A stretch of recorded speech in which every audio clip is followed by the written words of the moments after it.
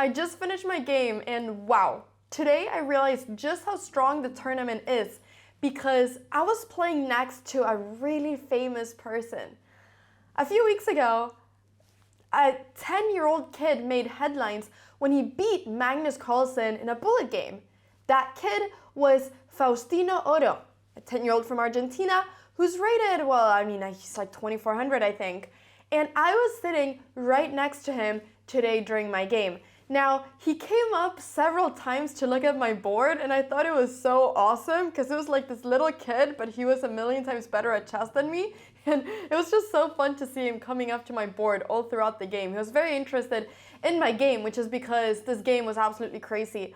But this tournament also has a lot of other strong chess players. There's several super grandmasters and very strong grandmasters participating, such as Arjun Erigaisi, we have Jordan Van Forest, we have Kirill Alexenko here. We have plenty of people, Maxime Lagarde, very famous names. They're all here in Menorca, in this little island in Spain, to compete in chess, and so am I. And well, like I mentioned, or I don't even know if I mentioned it, I was playing round number 3 of my tournament, and I was facing a FIDE master called Hans Mohn from Germany, rated 2400, and I had the white pieces. Now, before this game, I had taken a little bit of a break just to prepare and everything, but I started with the move d4, and I actually prepared the beginning of the game. So he played the King's Indian, and I was expecting him to play this. I really thought he was going to play this. So all of this was actually preparation. He played knight a6, I went g4. He played c5, I went knight e2, defending the pawn. He took, and then went b6, and I played bishop g2, which is maybe a little bit of a weird move, but in pretty much all other lines that I had looked at, I was supposed to play bishop g2. This is the first time that I played this line, actually. I typically play with my bishop on g5 instead of bishop here. So it was my first time playing this, and I had looked at it like really briefly before the game, as it was a double round day today, so I didn't have much time. So I decided to play bishop g2, but if I actually would have spent my time thinking instead of just playing from memory, maybe I would have played queen d2, which is a move that makes more sense, with the idea simply that if knight c5, I just go f3 and defend this pawn in this way. But I went bishop g2, defending the pawn. The problem now becomes that this pawn becomes slightly weak, but, you know, I was playing very confidently here, very fast. I castled, he went knight c5, I played queen c2, defending, very fast moves, knight d7, rook d1. I was just trying to get all my pieces into coordination. And now here I was thinking of what to do, and maybe here actually I should have played something like f4, which I knew was an idea in this opening, but I played b3 instead to protect this pawn. But so far I was feeling super confident. Like, I don't know why I spent so long here though. I'm looking right now at my time, I don't know why I spent so long with these moves. But anyways, he played a6, and now I did spend quite a lot of time thinking because I thought that I had a really nice kind of forcing line. Now I can just play here queen d2 if I want to and just get my queen out of the pin, and then there's not really much going on. He'll probably play b5, and it'll be like a little pawn sacrifice over here, which is quite an interesting pawn sacrifice actually, because if takes, if I take something like this, he's going to play bishop over here. So this was all really interesting, but I played this move b4, which my mom texted me after the game, and she was like, Anna, no, b4 is a big mistake.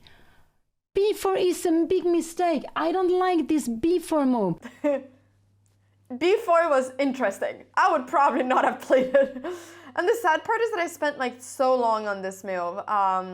But yeah, I played b4, and the idea of this was that after knight e6, the idea was that after takes, I have this move knight e2, and I wanted to reroute my knight and attack this pawn. And I actually thought this position was quite nice. So he played queen e8, I played queen b3, he played rook c7, and I went f4, just so that if queen f7, I sometimes have ideas of pushing f5. So he played this move king h8 now, and now I had this really nice move knight d4, threatening this pawn, and in this position I am actually much better. He has been playing small moves. Queen 8 would be, this was the last move to be played, and I play f4. It could be, he can go queen f7, absolutely, but it's not really, he played king h8, he played king h8, and he played it quite quickly, he played king h8. But I'm only better because of one reason, and you can pause the video and try to spot the move, and if you spot it, then well, I'll heart some of those comments. I mean, yeah. Try to spot it though. This is like a great like chess exercise. If you want to become like a better chess player, this is like the right thing to do. So here actually, I spotted this move, but I didn't see that it worked. Through my chess understanding, I couldn't see that it worked. So the move here is e5. And I feel like this is a move that I definitely should have seen. I really actually do not know why I did not play this, because I had these sort of ideas to play, especially because now the queen is on f7. So after, for instance, takes and takes, the queen is going to be under attack. And after something like queen g8, I knew that this would be really beneficial for me, because even though this pawn is very weak, my opponent also has a lot of really weak pawns. So here I really should have played e5. This was the moment to play it, and I actually do not know why I didn't play it here. This feels like the most natural move to do, and I'm actually a little bit upset that I didn't play it, because this just feels like such a natural move. Instead I played this move knight f3, and the reason I played this was actually because I was looking a lot at this move f5 in this position as well, and I got kind of confused in my brain, I think, because I was looking at this a lot. The idea here was that this was the first move that I wanted to play on an instant, but the problem here is that after takes and takes, which was my idea, there's this move bishop takes d4, and then after bishop takes, he has this move e5, and now this bishop is just locked in, and this is just a good position for him, because my pawn on c4 is also hanging. So I always need to look at this pawn on c4 hanging. So I played knight f3 with the idea of going knight g5, but now this becomes kind of easy, because after queen g8, for me to keep an advantage, I actually need to find this move e5 again, and now it's harder to find it. Because the point here now is that I'm actually purely going to be sacrificing a pawn. I thought that after pawn takes, my idea here was to go just pawn takes, but then I was really scared of bishop takes f3, and I didn't really understand that this would lead me to having a better position. So after something like knight takes e5, I've actually just completely, well, okay, now I have bishop takes b6, but there's a lot of things hanging, and I just didn't really fully understand this position. So I think it's harder to see e5 here, also because here there's bishop takes f3 first, and after takes this, the best move is for me to actually go bishop g2 and just fully sacrifice the pawn, which is just, for me, this was a really difficult move to see, I think. The moment I should have seen it was when the queen was on f7. This is the moment I should have seen e5. And if I would have seen e5, the game could have gone anyway. Like, I would be much better in this position after e5. So it was very unfortunate that I didn't see it. Instead, I started playing a little bit of weird moves here, I feel like. I had to play e5 once again. I played queen d3. There's nothing wrong with it, but I'm now losing my advantage. Once again, e5 is the best move. I kept on not seeing that move, but now he played b5 instead. Now he played, what did he play? Did he go e5 or not? He played b5. This was a shocking move. He played b5. And what did Anna do? He played b5. I can't believe that. He played b5. I said this was not a move I would expect Anna to play. She should just take on b5. I took the pawn, and he went for this move rook c3. Here I was getting really low on time, and time was honestly the biggest problem here. I had spent so much time trying to calculate all different lines before, with f5, with what happens if I ever play c5. I was calculating a million different lines, and I had just spent way too much time, which I feel like is the moral of the story a lot of games. I get a lot of people that get really mad at me who go, Anna, why don't you just play faster? But I think something that's really important to understand is that playing faster is something that needs to be trained. It's not just simply playing faster, because if you've played chess tournaments, you probably know how it is. Because if I just played faster, I would just play much worse moves. And it's not, fun to see me lose in 15 moves either. So it's really just something that needs to be trained, and something that I haven't really trained, because it's probably one of the most difficult things to train, I would say. More than openings, more than endgames, that is a very difficult thing to train, because it's very rooted in psychology. And it's really interesting, and it is something that I know is my biggest issue in chess, and something that I do want to work on. And yeah, I unfortunately wasn't able to play fast this game, but I am trying every single game to play fast, because I do understand that it's, the most important thing. So yes, which is funny, because after this game, I played a bunch of bullet, and I gained like 40 points of rating.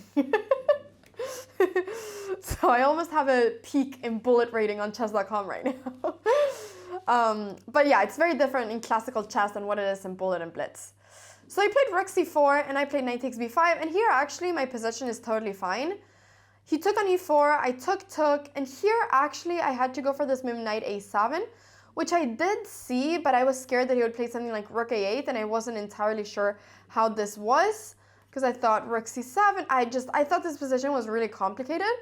So I traded rooks, and then I went rook c1, and now he went queen b8, I played a4, defending the knight b6, and here I think I made a big mistake. I took, which is just, I cannot get rid of my bishop, which, yeah, I should go something like this, but I was really scared of the knight coming in, and yeah, I was just really, really worried about this. Here I have some tactical moves, such as queen c1, idea being that if this, I have rook c8 check, winning the game, but yeah, I didn't see this, and I was really low on time here, and so I took, but now my king became incredibly strong, weak, I mean, and here I had to go for the move queen f2. The reason I didn't do this was because I was worried about queen b7, and yeah, I didn't really exactly know where to go, but here I should probably do something like queen c2 and just kind of play out this position. If queen b6, then I go back.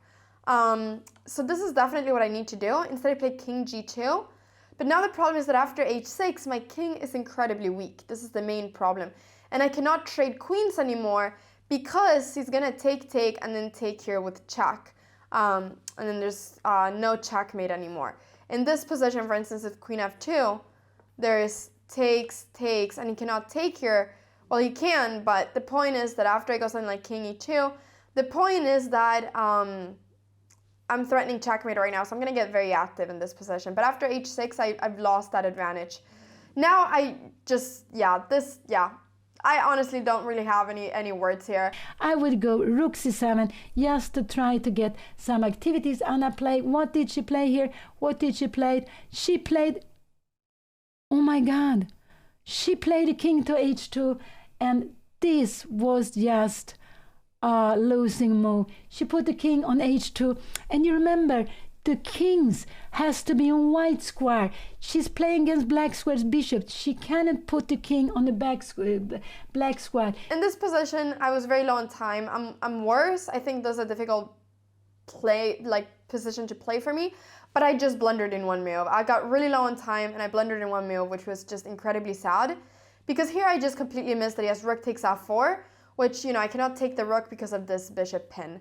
So this was just a really stupid blunder that I did in one move. Probably here I need to do something like rook e1, and this is still a very difficult position for me to play. I'm probably lost in this position too, but obviously this would be a bit of a longer game. I would still have some counter chances, even though I would be worse here. Probably I think this I would lose as well, but the main problem here was that I was so low on time, which made me do these blunders. And yeah, like I said, this is the one thing that I need to work on. But I am really motivated about the fact that I still feel like the game was, it continued for a few more moves, but here I resigned. I still feel like the game was quite good all the way until I got low on time, and that is what my mom said too. That was her feedback too. So my chess is being good, I'm just being way too slow. And I really feel like the day I stop playing this slowly, I will gain a lot of rating. So I'm setting up a challenge for myself, which is that tomorrow on round number 4, I will play fast, and I will not be a perfectionist. I will just play fast, and I will not try to find the best moves all the time. I will literally do this. I will literally just not care if I'm not playing the best moves. I will just play fast. That's gonna be my main goal. But anyways, I lost this game against Hans. I think also my big chance would have been to find this move e5, which was a really pretty move, but I didn't see it in the right time, and then, yeah, I just let the chance slip away, which was very sad. But I'm still quite happy with the game. Chess.com said that I played like a 2200. So, I mean, yeah, I'm obviously sad that I lost. It doesn't feel good to lose, even if I lose against higher-rated opponents. But I do feel like I'm in much better form than I was in my last tournament, and I'm just going to keep pushing and keep playing my best the whole tournament, and that is everything that I can do. So thank you so much for following me on this journey. I appreciate all of you supporting me and being part of this and watching the videos and watching the live streams. You guys are awesome. In fact, I'm gonna stand up for you. Okay, the lighting is gonna be terrible. My editor is gonna hate me for this, but anyways, Thank you so much for your support. I really appreciate it. We're gonna keep fighting here all the way till the end, and tomorrow I'm playing faster. That's the goal. All right. Yeah. Good luck with your chess. Play faster, you too. It's good for everyone, and I'll see you all in my next video. Bye-bye. Thank you so much for watching the video, and don't forget to subscribe. Bye.